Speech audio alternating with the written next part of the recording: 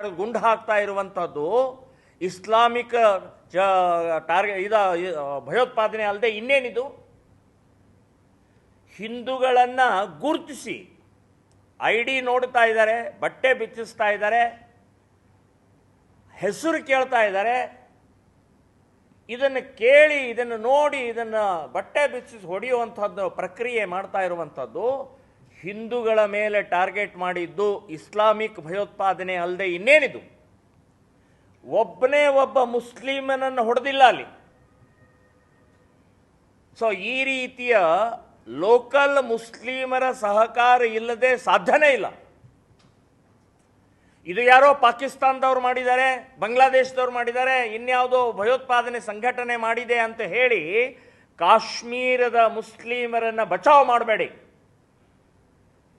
ಇವರಿಗೆ ಡೆವಲಪ್ಮೆಂಟ್ ಬೇಡ, ಅಭಿವೃದ್ಧಿ ಬೇಡ, ಶಾಂತಿ ಬೇಡ, ಇಸ್ಲಾಂ ಬೇಕಾಗಿದೆ. ಇಸ್ಲಾಮಿನ ಪ್ರತಿಷ್ಠಾಪನೆ ಮಾಡಬೇಕಾಗಿದೆ ಅವರಿಗೆ. ಇವತ್ತು PDPಯ ಮುಫ್ತಿ ಮೆಹಬೂಬಾ ಬಂದ್ ಕಾಲ್ ಕೊಟ್ಟಿದ್ದಾಳೆ. ನಾನು ಹೇಳ್ತೀನಿ, ಈ ನಾಟಕ ನಿಲ್ಲಿಸಿ. ಇದು ನೀವು ಮುಖ್ಯಮಂತ್ರಿ ಇದ್ದಂಥ ಸಮಯದಲ್ಲಿ ಏನೇನಾಗಿದೆ, ಎಷ್ಟು ಬೆಳೆಸಿದಿರಿ, ಎಷ್ಟು ಭಯೋತ್ಪಾದನೆ ಚಟುವಟಿಕೆ ಆಗಿದೆ, ಯಾರ್ಯಾರನ್ನು ಎಲ್ಲೆಲ್ಲಿ ನೀವು ಸೇರಿಸಿದಿರಿ ಅಂತ ಅನ್ನುವಂಥದ್ದು ಬಹಿರಂಗ ಆದರೆ ನೀವು ಕೂಡ ಭಯೋತ್ಪಾದಕರು. ಈಗ ಬಂದು ಕಾಲ್ ಕೊಟ್ಟು ಬಹಳ ದೊಡ್ಡ ಒಂದು ನಾಟಕ ಮಾಡುವಂಥ ಪ್ರಕ್ರಿಯೆಯ ಅವಶ್ಯಕತೆ ಇಲ್ಲ. ನೀವು ಮುಖ್ಯಮಂತ್ರಿ ಇದ್ದರೆ, ಅಧಿಕಾರದಲ್ಲಿ ಇದ್ದಂಥ ಒಂದೇ ಒಂದು ಹಿಂದೂ ಕುಟುಂಬವನ್ನು ಅಲ್ಲಿ ಒಳಗಡೆಗೆ ನೀವು ಸೇರಿಸಲಿಲ್ಲ. ವ್ಯವಸ್ಥಿತವಾಗಿ ಇವತ್ತಿಂದಲ್ಲ, ಇದು ಬಹಳ ಹಳೆಯದಿಂದ ಅಲ್ಲಿಂದಲೇ ಪ್ರಾರಂಭ ಆಗಿದೆ. 1990ರಲ್ಲಿ 5 ಲಕ್ಷ ಜನ ಹಿಂದೂಗಳನ್ನು ಹೊರಗೆ ಹಾಕಿದ್ರು. ಇಸ್ಲಾಮಿಕ್ ಭಯೋತ್ಪಾದನೆ ಅಲ್ವಾ ಇದು? ಹಿಂದೂಗಳನ್ನೇ. ಯಾಕೆ? ಇಸ್ಲಾಂ ಅಲ್ಲಿ ಮುಸ್ಲಿಂ ಅಲ್ಲಾನ ಶರಿಯಾ ಪ್ರಕಾರ ನಡಿಬೇಕು ಅಂತನ್ನುವಂಥದ್ದೇ ಅವರ ಉದ್ದೇಶ ಇದೆ. ಈಗ ನಾನು ಇಂಟರ್ವ್ಯೂನಲ್ಲಿ, ಮಾಧ್ಯಮದ ಇಂಟರ್ವ್ಯೂನಲ್ಲಿ ಕೆಲವೊಂದು ಜನ ಅಲ್ಲಿ ಇರುವಂಥ ಹಿಂದೂಗಳು, ಪ್ರವಾಸಿ ಹಿಂದೂಗಳು, ಅವರು ಹೇಳ್ತಾ ಇದ್ರು, ಇನ್ನು ಮುಂದೆ ಎಂದೂ ಜಮ್ಮು ಕಾಶ್ಮೀರ ಕಡೆ ತಲೆ ಮಾಡಿ ಮಲಗೋದಿಲ್ಲ, ನಾವು ಇನ್ನು ಮುಂದಿನ ಜನ್ಮದಲ್ಲೂ ಹೋಗೋದಿಲ್ಲ ಅಂತ ಹೇಳಿದರು.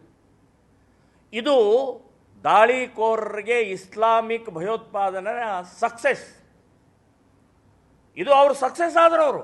ಅವ್ರ ಉದ್ದೇಶ ಇದು ಭಯ ಸೃಷ್ಟಿ ಮಾಡಬೇಕಾಗಿದೆ. ಅಮರನಾಥ ಯಾತ್ರಿಗಳ ಮೇಲೆ ಬಾಂಬ್ ಹಾಕಿ ಸಿಡಿಸಿ ಕೊಂದು ಹಾಕಿದರು. ಯಾಕೆಂದರೆ ಅಮರನಾಥ್ ಯಾತ್ರೆಗೆ ಬರಬಾರ್ದು. ವೈಷ್ಣವಿ ದೇವಸ್ಥಾನದ ಹೋಗುವಂಥವ್ರ ಮೇಲೆ ದಾಳಿ ಮಾಡಿದರು, ಬಸ್ಸಿನ ಮೇಲೆ ದಾಳಿ ಮಾಡಿದರು. ಯಾಕೆ? ಆ ದೇವಸ್ಥಾನಕ್ಕೆ ಹೋಗುವಂತಹದ್ದು ಸಂಖ್ಯೆ ಕಡಿಮೆ ಆಗೋದು, ಭಯ ಹುಟ್ಟಬೇಕು. ಸೊ ಇದು ಇಸ್ಲಾಮಿಕ್ ಭಯೋತ್ಪಾದನೆ. ಇದನ್ನೇ ಹಿಂದೂ ಸಮಾಜ, ಇದನ್ನೇ ಈ ದೇಶದ ರಾಜಕಾರಣಿಗಳು, ಇದನ್ನೇ ಈ ದೇಶದ ಇವತ್ತಿನ ಪೊಲೀಸ್ ಇಲಾಖೆ, ಮಿಲಿಟರಿಯವರು ಅರ್ಥಕೊಳ್ಬೇಕು. ಎಲ್ಲಿವರೆಗೆ ಇಸ್ಲಾಮಿಕ್ ಈ ಭಯೋತ್ಪಾದನೆ ಅನ್ನುವಂತಹ ಪ್ರಕ್ರಿಯೆ, ಇಸ್ಲಾಂ ಪ್ರತಿಷ್ಠಾಪನೆಯ ಮಾನಸಿಕತೆ ಇರುತ್ತೋ ಅಲ್ಲಿವರೆಗೆ ಈ ದೇಶದಲ್ಲಿ ಶಾಂತಿ ಇಲ್ಲ. ಇಡೀ ದೇಶದಲ್ಲಿ ಗಲಭೆಗಳಾಯಿತು.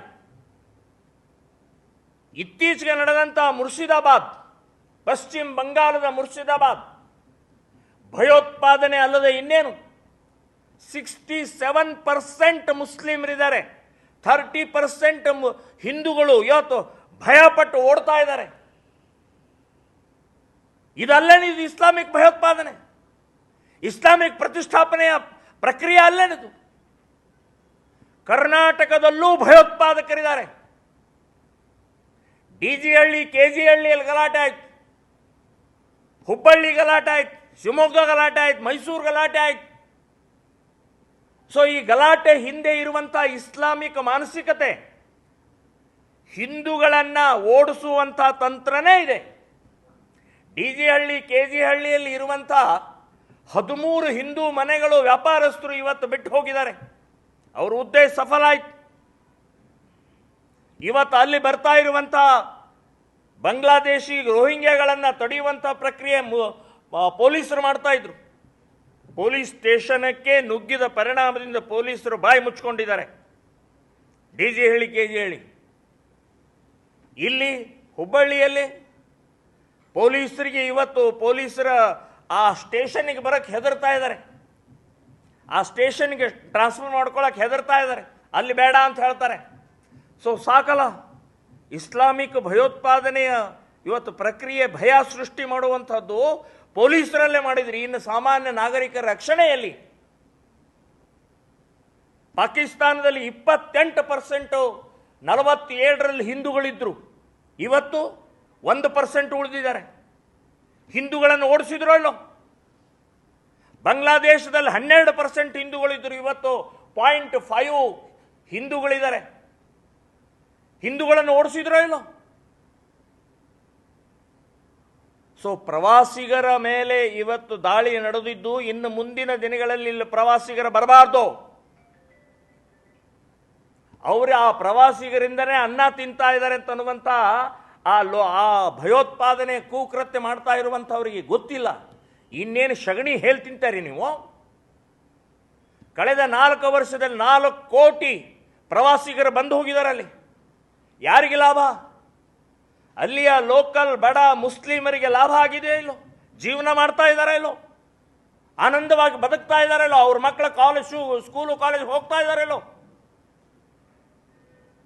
ಸೊ ಈ ಹಿನ್ನೆಲೆಯಲ್ಲಿ ನಾನು ಹೇಳೋದು, ಜಮ್ಮು ಕಾಶ್ಮೀರದ ಮುಸ್ಲಿಮರು ನೀವು ಸಿಡಿದೇಳಬೇಕು. ನಿಮ್ಮಲ್ಲಿ ಭಾರತೀಯ ಬಗ್ಗೆ, ನಿಮ್ಮಲ್ಲಿ ಈ ದೇಶದ ಬಗ್ಗೆ ಒಂದು ಕಳಕಳಿ ಇದ್ದರೆ ಮಾತ್ರ ನೀವು ಬದುಕ್ತೀರಿ, ಭಾರತವು ಬದುಕ್ತಾರೆ, ಹಿಂದೂಗಳು ಬದುಕ್ತಾರೆ, ಶಾಂತಿ ನೆಲೆಸುತ್ತೆ ಅಂತನ್ನುವಂಥದ್ದು ಹೇಳ್ತೇನೆ. ಇಲ್ಲಾದರೆ ನೀವು ಕೂಡ ಅವರಿಗೆ ಸಹಾಯವನ್ನು ಮಾಡ್ತಾ ಇರುವಂಥದ್ದು, ಇಡೀ ದೇಶ ನಿಮ್ಮ ವಿರುದ್ಧ ಸಿಡಿದೇಳಬೇಕಾಗತ್ತೆ, ನಿಮ್ಮನ್ನು ಒಳಗೆ ಓಡಿಸಬೇಕಾಗತ್ತೆ ಅಂತನ್ನುವಂಥ ಎಚ್ಚರಿಕೆಯನ್ನು ಜಮ್ಮು ಕಾಶ್ಮೀರದ ಮುಸ್ಲಿಮರಿಗೆ ನಾನು ಹೇಳ್ತಾ ಇದ್ದೇನೆ. ಒಬ್ಬ ಬ್ಯಾಂಕ್ ಮ್ಯಾನೇಜರ್ ಅಲ್ಲಿ ಹಿಂದೂವಾಗಿ ಬಂದ ತಕ್ಷಣ ಬ್ಯಾಂಕ್ ಮ್ಯಾನೇಜರ್ನ ಹೊಡೆದ್ರು. ಒಬ್ಬ ಮಹಿಳೆ ಟೀಚರ್, ಸರ್ಕಾರಿ ಸ್ಕೂಲ್ಗೆ ಟೀಚರ್ ಬಂದರೆ ಅವಳನ್ನು ಹಿಂದೂ ಟೀಚರ್ ಬಂದರೆ ಹೊಡೆದ್ರು. ಇವತ್ತು ಒರಿಸ್ಸಾದಿಂದ ಕಾರ್ಮಿಕರು ಹಿಂದೂಗಳು ಬಂದರೆ ಸರಣಿ ಕೊಂದು ಹಾಕಿದರು. ಸೊ ಇದು ಅಲ್ಲಿಯ ಮುಸ್ಲಿಮರು ಯೋಚನೆ ಮಾಡಬೇಕು. ನೀವು ಬದುಕಬೇಕಾ, ನೀವು ಆನಂದವಾಗಿರಬೇಕಾ, ನೀವು ಶಾಂತಿಯಾಗಿರಬೇಕಾ ಅಂತಂದರೆ ಈ ಪ್ರಕ್ರಿಯೆಗೆ ಅವಕಾಶವನ್ನು ಮಾಡಿಕೊಡದೆ ಮಿಲಿಟ್ರಿ ಕೆಲಸ, ಸರ್ಕಾರ ಕೆಲಸ, ಪೊಲೀಸರ ಕೆಲಸ ಏನು ಮಾಡ್ತಾ ಇದೆಯಲ್ಲ ಅದನ್ನು ಅಲ್ಲಿಯ ಮುಸ್ಲಿಮರು ಮಾಡಬೇಕು ಅಂತನ್ನುವಂಥದ್ದು ನಾನು ಹೇಳ್ತಾ ಇದ್ದೀನಿ. ಸೊ ಈ ಸಂದರ್ಭದಲ್ಲಿ ಭಾರತದಲ್ಲಿರುವಂಥ, ಕರ್ನಾಟಕದಲ್ಲಿರುವಂಥ ಹಿಂದೂಗಳು ಶತ್ರು ಯಾರು, ಮಿತ್ರ ಯಾರು? ನಾಳೆ ನಿಮ್ಮ ಭಾಗದಲ್ಲೂ ಆದಂಥ ಈ ಘಟನೆಯ ಪಕ್ಕದಲ್ಲೇ ಭಯೋತ್ಪಾದಕರಿದ್ದಾರೆ. ಅವರ ಬಗ್ಗೆ ಎಚ್ಚರಿಕೆಯನ್ನು ವಹಿಸಬೇಕು ಅಂತನ್ನುವಂಥದ್ದು ಈ ಸಂದರ್ಭದಲ್ಲಿ ನಾನು ಹೇಳ್ತಾ ಇದ್ದೀನಿ. ಇವತ್ತು ಕರ್ನಾಟಕ ಸರ್ಕಾರ ಭಾಳ ಕ್ವಿಕ್ಕಾಗಿ, ಭಾಳ ಇಮಿಡಿಯೇಟ್ ಒಬ್ಬ ಸಚಿವನನ್ನು ಕಳಿಸಿ ಅಲ್ಲಿಯ ಇರುವಂಥ ಕರ್ನಾಟಕದಿಂದ ಹೋದಂಥ ಯಾರು ಪ್ರವಾಸಿಗರ ರಕ್ಷಣೆಗೆ, ಅವರಿಗೆ ವ್ಯವಸ್ಥೆಗೆ ಅನುಕೂಲಕ್ಕೆ ಹೋಗಿದ್ದಕ್ಕೆ ನಾನು ಕರ್ನಾಟಕ ಸರ್ಕಾರಕ್ಕೆ ಅಭಿನಂದನೆಗಳನ್ನು ಹೇಳ್ತಾ ಇದ್ದೀನಿ. ಅದು ವಿಶೇಷವಾಗಿ ಸಂತೋಷ್ ಲಾಡ್ ಅವರು ಬಹಳ ರಿಸ್ಕ್ ತಗೊಂಡು ಅವರು ಕೆಲಸ ಮಾಡ್ತಾ ಇರುವಂಥದ್ದಕ್ಕೆ ಅವ್ರಿಗೂ ಕೂಡ ನಾನು ಧನ್ಯವಾದವನ್ನು ಹೇಳ್ತಾ ಇದ್ದೀನಿ.